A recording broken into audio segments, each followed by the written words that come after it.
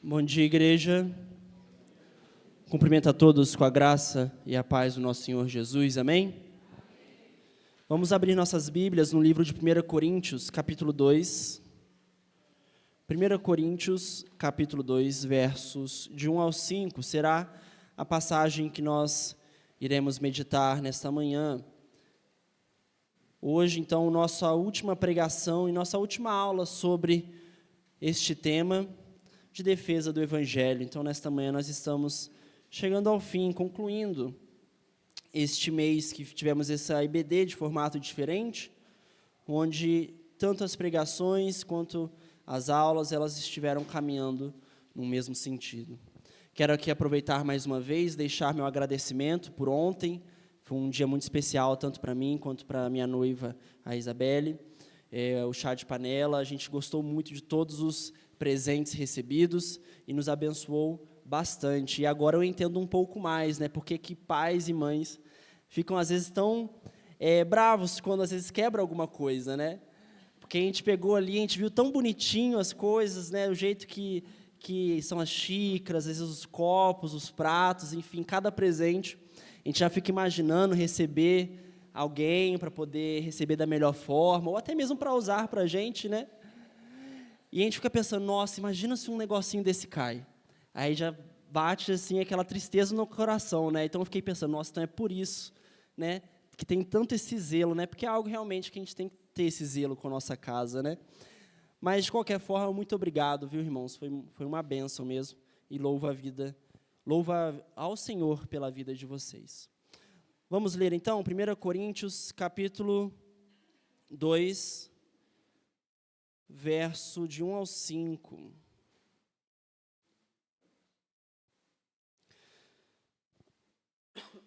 Diz o seguinte: Irmãos, quando fui até vós, anunciando-vos o mistério de Deus, não fui com linguagem pomposa, nem de sabedoria, pois resolvi nada saber entre vós, a não ser Jesus Cristo, e este crucificado.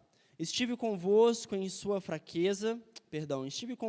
fraqueza, em temor e em grande tremor. Minha linguagem e pregação não consistiram em palavras persuasivas de sabedoria, mas em demonstração do poder do Espírito, para que a vossa fé não se apoiasse em sabedoria humana, mas no poder de Deus. Amém? Vamos orar? Convido a igreja a fechar os olhos, abaixar a cabeça. Vamos orar ao Senhor.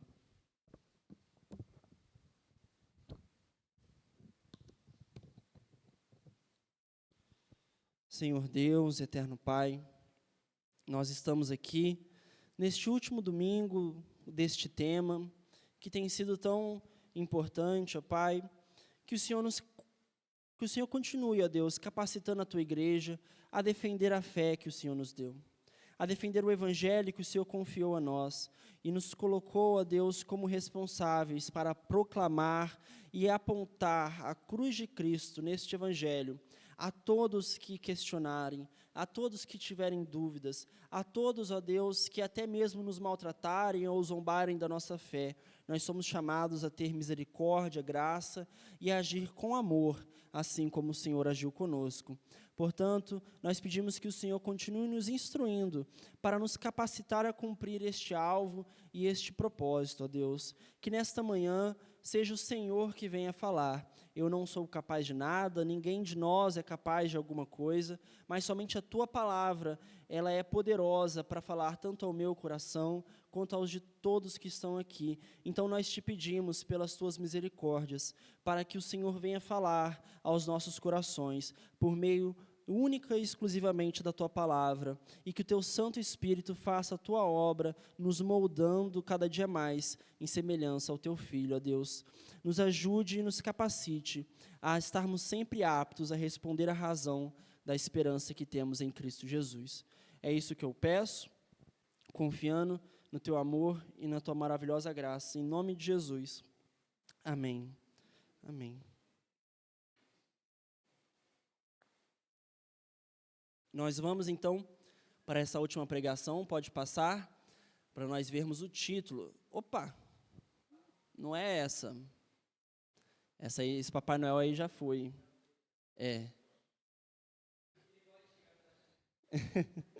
Então, o título da pregação de hoje, vê se eu mandei o correto. Eu acredito que eu mandei certinho hoje. Qualquer coisa eu consigo mandar aqui rapidamente. Mas o título da pregação de hoje, então, o nosso sermão de número 4, é Entre Argumentos e a Cruz. Então, ao longo deste mês, que se passou, ao longo do mês de fevereiro e hoje, o nosso primeiro domingo do mês de março, nós vimos vários argumentos, várias formas de responder muitos questionamentos que são bem recorrentes e questionamentos que nós ouvimos com frequência. Nós vimos a importância de defender a nossa fé, vimos como defender a fé, vimos as consequências de não defender a fé e aquilo que pode acarretar abandonar a batalha, e vimos também as consequências positivas, daquilo que resulta uma igreja que defende a fé e batalha pelo Evangelho. Nós vimos o objetivo dessa defesa. Na IBD, nós enfrentamos perguntas difíceis. A fé cristã é a única verdade? O cristianismo, ele aprisiona ou ele liberta? Como um Deus bom permite o sofrimento? E hoje, nós vamos concluir vendo como um Deus de amor pode enviar alguém para o inferno. É um dos questionamentos que também são feitos. Então está ali o título, Entre Argumentos e a Cruz. É sobre isso que nós vamos meditar, porque entre tantos argumentos que nós vimos, entre tanto que se falou sobre estudar, sobre poder saber explicar, convencer as pessoas, saber responder, o que de fato realmente é o mais importante e por que nós nos dedicamos a esse estudo durante este mês. Então, nós vamos tentar entender um pouco melhor isso, para que não saiamos ao final deste mês pensando que o nosso objetivo é acumular argumento atrás de argumento e vencer debates atrás de debates, e é isso que nós temos que fazer. Não, é algo muito maior do que isso. Apesar dos argumentos e os estudos terem a sua essencial importância, ainda assim, algo que nós devemos ter como foco vai além dos argumentos em si, vai além das discussões em si ou os debates em si, mas tem a ver com algo muito mais elevado, que é a cruz do nosso Senhor Jesus. Então, isso que nós vamos entender nesta manhã. Então, aprendemos argumentos, respostas, estruturas lógicas, mas agora, na última mensagem, precisamos responder isso. Qual que é, de fato, o verdadeiro foco? O que é que carrega o verdadeiro poder que transforma as vidas? E para entendermos isso, nós vamos usar justamente essa passagem de 1 Coríntios capítulo 2, do 1 ao 5. E para a gente poder entender o texto, a gente precisa entender, obviamente, o contexto dessa passagem. A igreja de Corinto, muitos dos irmãos já estão bem acostumados, sabe que era a igreja que todos falam que era a igreja complicada.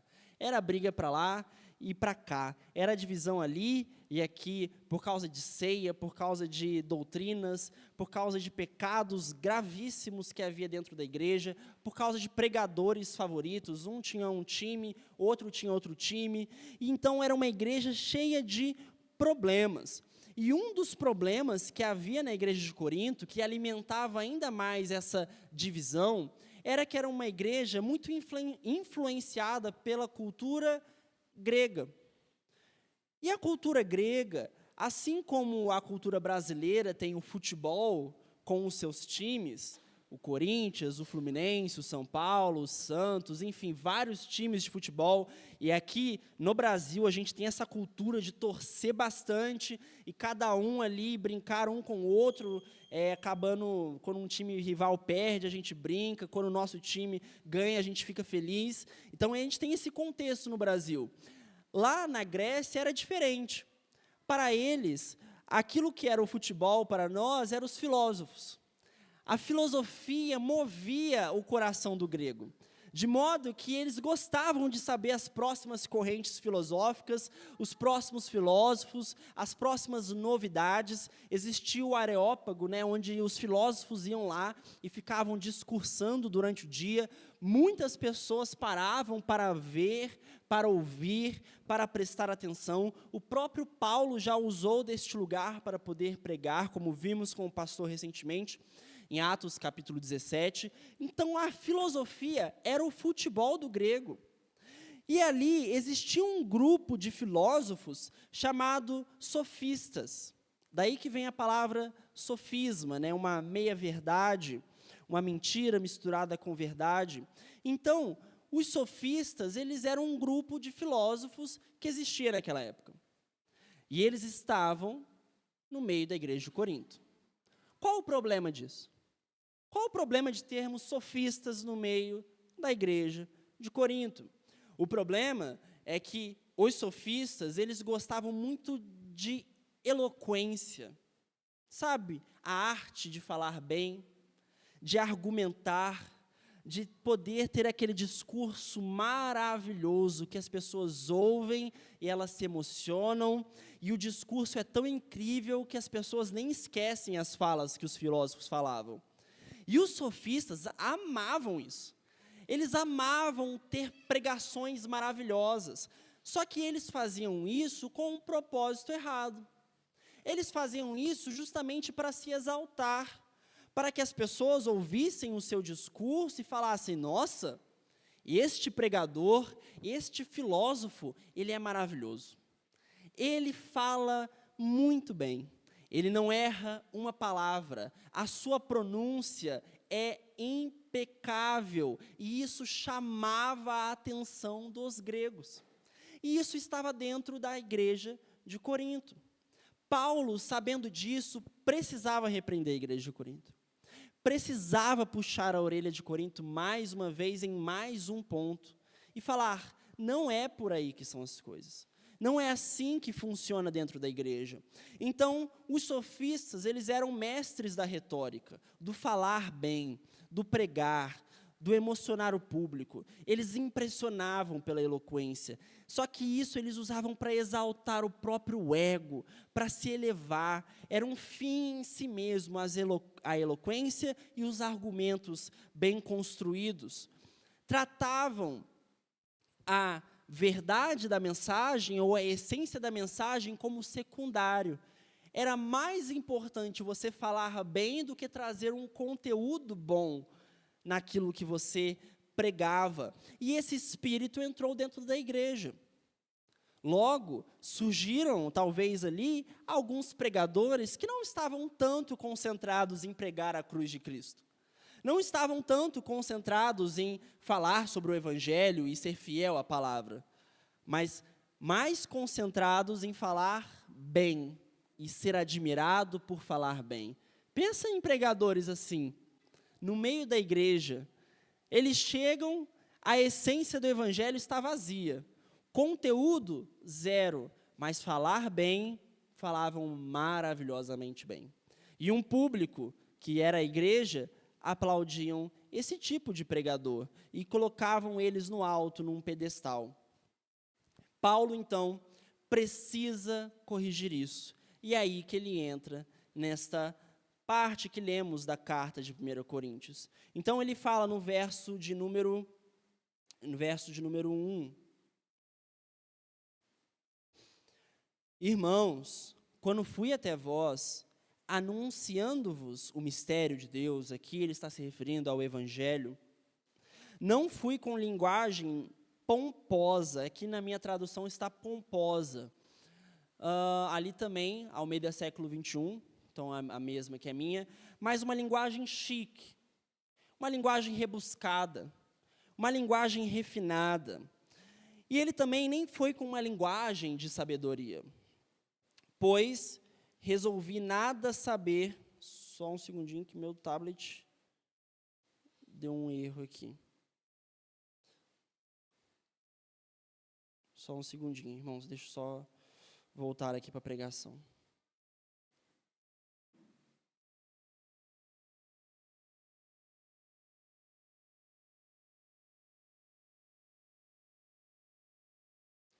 Pronto, agora não vai acontecer mais.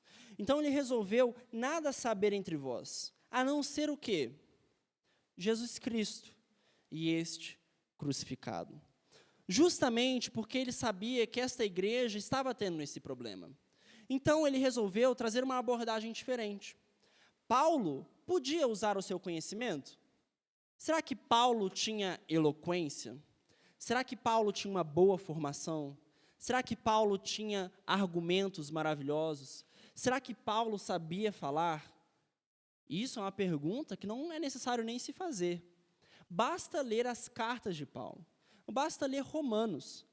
Quão bem estruturado é o livro de Romanos. Quão eloquente são as suas cartas.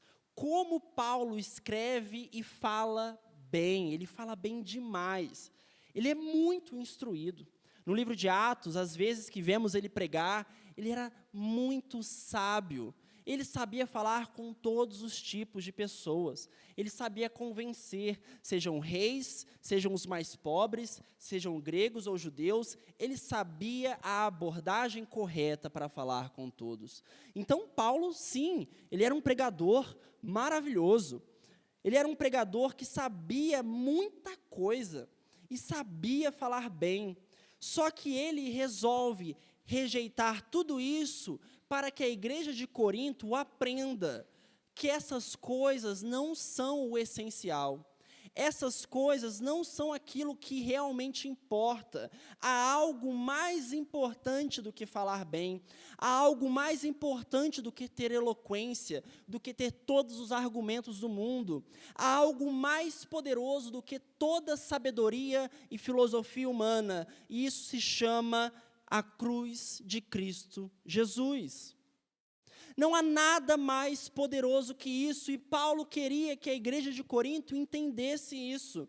Paulo conhecia a filosofia, pregando, ele já citava filósofos, nós vemos isso em Atos 17. Paulo dominava a retórica, Paulo tinha uma formação rabínica, ele tinha estudo, ele falava várias línguas, ele era alguém culto, inteligente, sábio, mas ele está mostrando para a igreja de que isso nada tem valor se a cruz de Cristo for esquecida.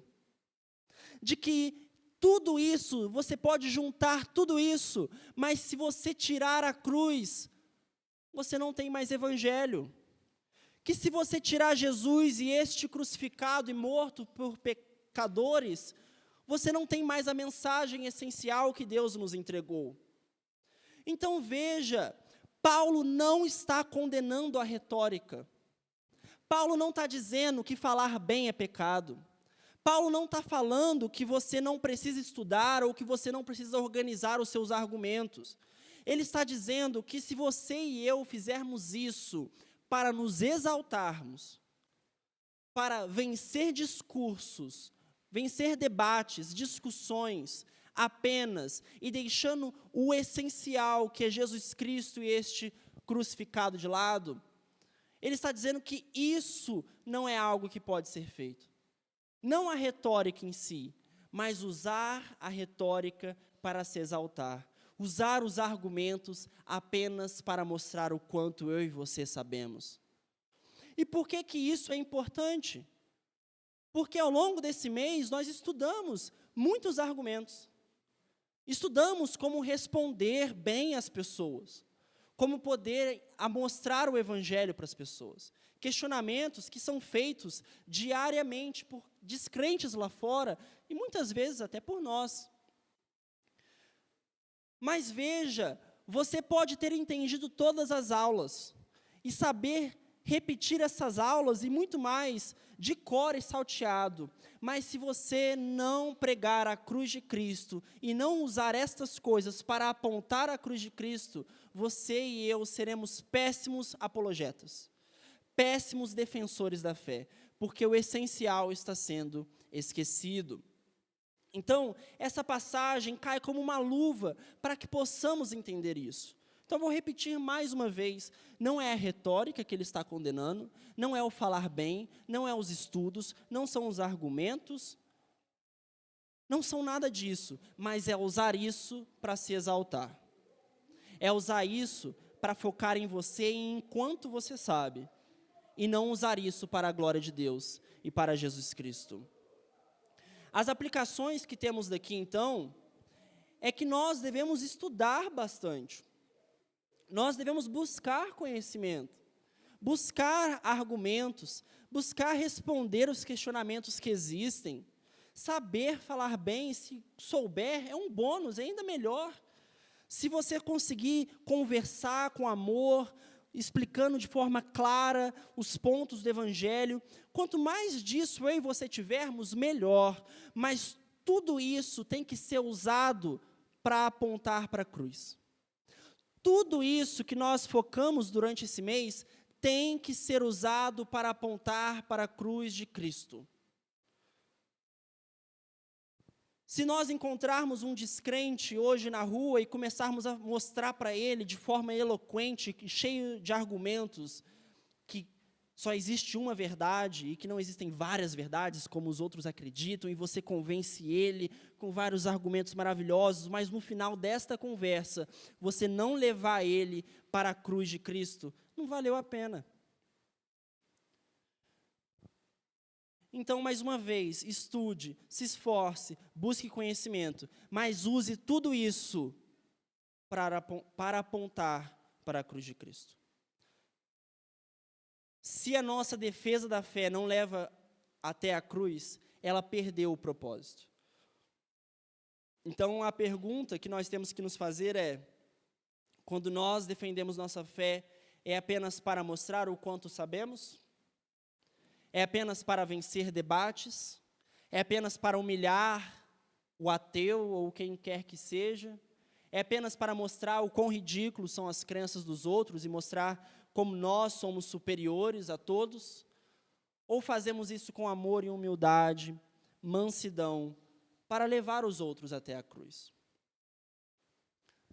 Nós continuamos e lemos os versos de número 3 e 4. Pode passar ali os slides, Jojo? Nós vimos, então, o primeiro ponto, que é a proclamação da cruz. Esse é o essencial na defesa da fé.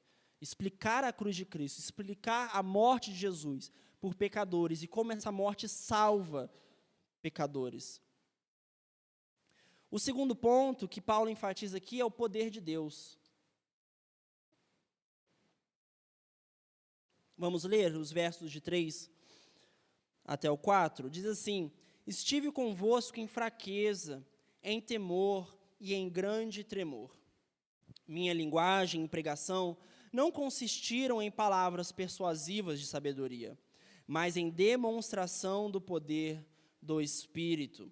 Então veja, ele faz isso de propósito. Paulo, ele não quer se mostrar forte. Paulo, ele não quer se mostrar o bam, ou algo do tipo. Ele vem até a igreja de Corinto em fraqueza, em temor e grande tremor. Tudo isso para que o foco não seja ele, para que o foco não seja os discursos belos em si, mas para que o foco seja quem? Jesus Cristo. Para que eles reconheçam que o verdadeiro poder não vinha de Paulo, assim como o verdadeiro poder não vem de um crente com inteligência e argumentos bem construídos. O verdadeiro poder vem do Senhor Jesus. E ele diz no verso 4, minha linguagem e pregação não consistiram em palavras persuasivas de sabedoria. Não porque ele era contra isso, até porque ele usava isso, mas ele era contra usar isso esquecendo de Jesus, esquecendo da cruz e do essencial. E ele diz então que a pregação dele era através da demonstração do poder do Espírito Santo. Então, sim, estudamos muitos argumentos, vimos como responder os questionamentos, mas se eu e você formos crentes vazios do poder de Deus, vazios do Espírito Santo, e não estivermos cheios dele em nós, não vai adiantar nada você ter os melhores argumentos. Você até pode convencer alguns intelectualmente, mas os corações não serão transformados. Nós somos crentes, nós participamos de um reino espiritual, não são como as coisas lá fora. Nós precisamos estudar, mas precisamos ser cheios do Espírito também, para defender o Evangelho e apontar para Jesus. Então, tudo isso é importante, mas se nós explicarmos conseguirmos responder todos os questionamentos, mas vazios do poder de Deus, nada disso adiantará. Você pode ter a técnica, você pode ter a oratória, você pode ter a capacidade intelectual, mas nós não podemos confiar nisso. Nós precisamos confiar no Espírito Santo de Deus. Os argumentos podem convencer, mas só o Espírito transforma o coração dos descrentes. A lógica, ela é apenas um instrumento, mas o novo nascimento é uma obra sobrenatural. Portanto, esta última pregação, ela é essencial para que possamos sair daqui bem alinhados, para que possamos sair daqui sabendo que o verdadeiro defensor da fé não é só aquele que tem os melhores argumentos e sabe explicar da melhor forma, mas é aquele que tem isso confiando no poder do Espírito Santo e apontando para a cruz de Cristo. Este é o melhor defensor da fé. Não podemos esquecer daquilo que é essencial. Portanto, algumas aplicações. Ore antes de responder a alguém que não crê no Evangelho. Ore ao Senhor para que o Senhor tenha misericórdia daquela vida. Antes de você usar os seus melhores argumentos, antes de você usar toda a sua eloquência, aquilo que nós aprendemos durante esse mês, ore, porque é o Espírito que convence o pecador. Dependa do Espírito Santo, não confie na sua própria sabedoria. Não estou dizendo, enfatizo, para que não haja confusão, não despreze o estudo, não estou dizendo para você desprezar o estudo. Mas precisamos lembrar que a nossa confiança última e única está no poder de Deus. A fé salvadora não nasce de persuasão humana, mas de operação divina. É Deus que produz a fé no coração de todas as pessoas. Isso é um dom que vem do Senhor. Então, para podermos sair deste mês e concluir este estudo de forma boa e coerente, precisamos ter essa última lição na nossa mente. E por último, verso de número 5, pode passar ali para o próximo ponto, a fé firmada. Este é o último ponto. Então nós vimos a proclamação da cruz. Então todo o argumento, toda a lógica, toda a eloquência que você tiver e tenha, quanto mais você tiver, melhor, mas use isso para apontar para a cruz de Cristo, para o Evangelho, para um Deus morto numa cruz que salva pecadores. Este é o poder do Evangelho. Segundo, você pode ter todos os argumentos do mundo, mas se você não for cheio do Espírito Santo, se você não tiver o poder de Deus, também nada adiantará. E por último, a fé firmada, o verso de número 5. Olha só, Paulo ele conclui toda essa sessão e fala, por que eu estou dizendo tudo isso? Por que eu estou falando desta forma? Ele está dizendo isso para que a igreja de Corinto entendesse que a vossa fé, que a fé dos outros, caso eles se convertam lá fora, não podem ser apoiadas em sabedoria humana, mas ela tem que ser apoiada no poder de Deus. Que nem a última aula que nós vimos, que só existe uma verdade. Talvez você foi lá fora e falou, só existe uma verdade, você explicou, você convenceu a pessoa saiu de lá falando, nossa, realmente só existe uma verdade. Mas você esqueceu de falar de Jesus Cristo, da cruz e da salvação. Que sentido tem isso? Então a fé não pode ser apoiada em argumentos lógicos, mas no poder de Deus. em demonstração do poder do Espírito Santo. E isso vem da cruz do Senhor Jesus. Isso vem de um Deus morto por amor à sua igreja. Paulo, então, ele queria evitar uma fé frágil. Porque se uma fé nasce da eloquência, a primeira dificuldade que surgir, sabe o que essa pessoa vai fazer? Vai embora. Se uma fé nasce de argumentos bem construídos, a primeira perseguição que acontecer, a primeira vez que ele tiver ou ela tiver que abrir mão de algum pecado, ela vai embora. Mas se a fé nasce da cruz, e ela está fundamentada no poder de Deus, e ela está fundamentada e enraizada na obra de Cristo na cruz por nós, ela permanece. Porque toda a sabedoria humana, ela não produz salvação. Talvez produza admiradores intelectuais, mas a cruz de Cristo produz pessoas redimidas, pessoas salvas, pessoas transformadas, pessoas que encontraram o perdão no sangue de Jesus Cristo. Então, faça essa pergunta quando você for defender a fé. Em cada conversa, em cada debate, se pergunte isso: já falei da cruz? Tudo bem, eu já expliquei o questionamento que ele tinha. Como eu posso pegar isso e levar para a cruz? Como eu posso pegar essa resposta que eu acabei de dar e explicar e mostrar Jesus Cristo morto por nós? Se você reparar, ao final de toda a aula, tem a cruz de Cristo. Se você reparar, em cada questionamento que a gente abordou nas aulas da EBD, a gente não parou na resposta e respondemos e está tudo bem. A gente apontou para Jesus no final.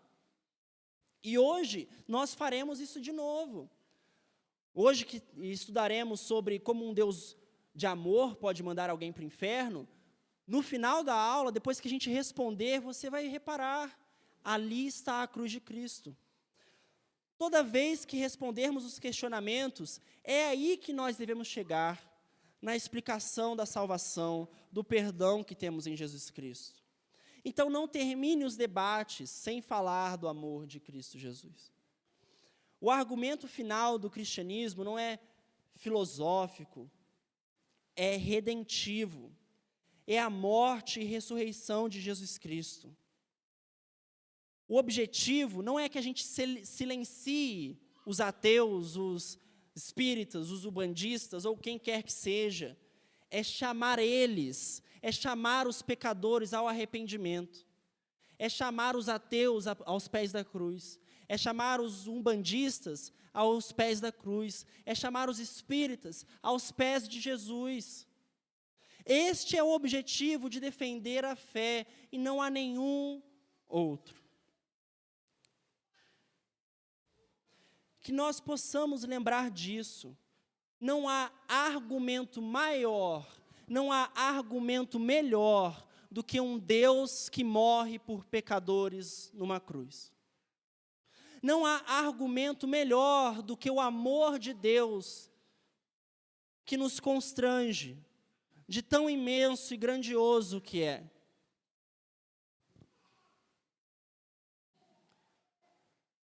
Chegando então à conclusão, veja, ao longo dessas semanas aprendemos respostas, objeções, fortalecemos alguns argumentos,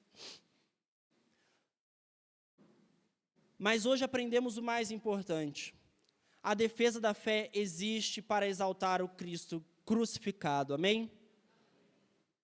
Se esquecermos isso, vamos nos tornar sofistas evangélicos, que amam falar bem, que amam os melhores argumentos, que amam debater com ateus na internet ou fora dela, mas que nunca falam da cruz de Cristo.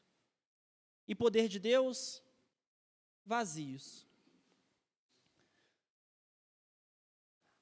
A cruz é o poder de Deus, é a sabedoria de Deus, é o centro da mensagem e é a esperança de todo pecador que questiona, independente do tipo de questionamento. Eu e você podemos desmontar argumentos, mas somente a cruz desmonta o orgulho humano. Eu e você podemos vencer debates, mas somente o amor de Deus vence o coração do pecador obstinado. Uma música que representa muito bem isso, inclusive citei em uma das aulas com os jovens, não lembro se eu coloquei também nas aulas no arquivo, né? Que é do Canto Verbo. Qual o nome mesmo do cantor? André Costa. Não sei se todos conhecem, eu sei que alguns conhecem, mas é muito bom essa banda. O André Costa, que é o vocalista, né? Dono da banda, enfim. Ele tem essa música que chama Contra o Amor Não Há Argumento. E essa música eu acho que é um bom resumo disso que nós estamos vendo. Porque na música, ele coloca argumentos de forma poética, ele consegue responder alguns questionamentos de forma maravilhosa, em apenas algumas linhas ele já responde muita coisa, mas no final, o que ele diz é isso que nós estamos vendo nessa passagem. Olha, ele começa ali, desde que a ciência se chamou de luz, vive iluminado pela escuridão. De tudo duvidar, tem que provar, com estatísticas em seu laboratório, e se não soube explicar, o universo deve estar errado. Tudo é relativo, é a verdade que eles têm, isso que a gente estudou na última aula. Mas se o mundo é por acaso, como existe o mal e o bem? Aqui é o argumento moral. Vocês não sabem o que se fez saber, e a propósito, parecem nem querer, que a verdade é uma só, e ela é clara como água de rocha. Vocês vão ver, contra o amor não há argumentos. E vem para ver, Cristo é tudo em todos nós. O que ele está dizendo aqui é justamente isso que nós vimos. Os argumentos são bons, o estudo é bom, mas, no fim das contas, contra um Deus que se encarnou e se fez homem, e sofreu, e se humilhou, e morreu numa cruz, por pessoas como eu e você, que não mereciam nada, isso é um amor tão grandioso, que não há argumento contra isso. Não há argumento contra o amor do nosso Deus. E é esse que deve ser o foco de toda conversa, de toda defesa da fé, é mostrar o amor de Deus na cruz, a salvação através do perdão dos nossos pecados. Passando mais para concluir, então, a frase que inclusive eu li aqui. Você pode então desmontar um argumento, mas somente a cruz desmonta o orgulho humano. Você pode vencer um debate, mas somente o amor de Deus vence o coração obstinado. Então, que nós possamos lembrar que sim, é nossa responsabilidade estudar, se aprofundar, saber responder, explicar, mas tudo isso devemos fazer cheios do poder de Deus. E tudo isso devemos fazer para apontar a cruz de Cristo. Amém? Então, nessa última aula, nós vamos ver este questionamento, que talvez você já tenha ouvido. Como um Deus de amor pode mandar alguém para o inferno? Né? Muitas pessoas se questionam isso e falam, não, se o inferno existe, se Deus é juiz assim, ele não pode ser um Deus de amor. Então nós vamos ver biblicamente como responder esse questionamento e como levar esse questionamento também até a cruz e explicar o Evangelho. Amém? Vamos orar? Convido a igreja a fechar os olhos, abaixar as cabeças. Vamos orar. Senhor Deus, muito obrigado. Obrigado, Deus, porque o Senhor tem nos capacitado, o Senhor tem nos dado oportunidade para estudar, para aprender, para adquirir mais conhecimento, conhecimento que vem do Senhor, mas que tudo isso possa estar em conjunto com uma vida cheia do Espírito Santo. Que tudo isso possa estar em conjunto com uma vida que proclama o Evangelho com o poder que vem do Senhor e não de filosofias humanas. Que tudo isso possa estar em conjunto com uma pregação onde a cruz de Cristo é o centro, onde o perdão dos pecados, através da morte do Cordeiro de Deus, é a essência do Evangelho, e nada mais e nem qualquer outra coisa possa ou pode substituir isso, ó Deus. Que o Senhor nos faça bons defensores da fé que o Senhor nos entregou, para não vencer debates, mas para trazer mais pecadores aos teus pés, para trazer mais pecadores a participarem desta igreja, do teu reino, e serem amados pelo Senhor através de Jesus. É isso que nós oramos, pedindo agora que o Senhor abençoe a nossa aula, que o Senhor abençoe cada professor, professora que se dedicou durante a semana, para que a aula também possa ser abençoadora e trazer mais conhecimento da Tua palavra aos nossos corações. E que possamos sair daqui ainda mais desejosos de defender o Evangelho. Eu te agradeço, ó Pai, por tudo. Em nome de Jesus. Amém. Amém. Estamos divididos em classes, irmãos.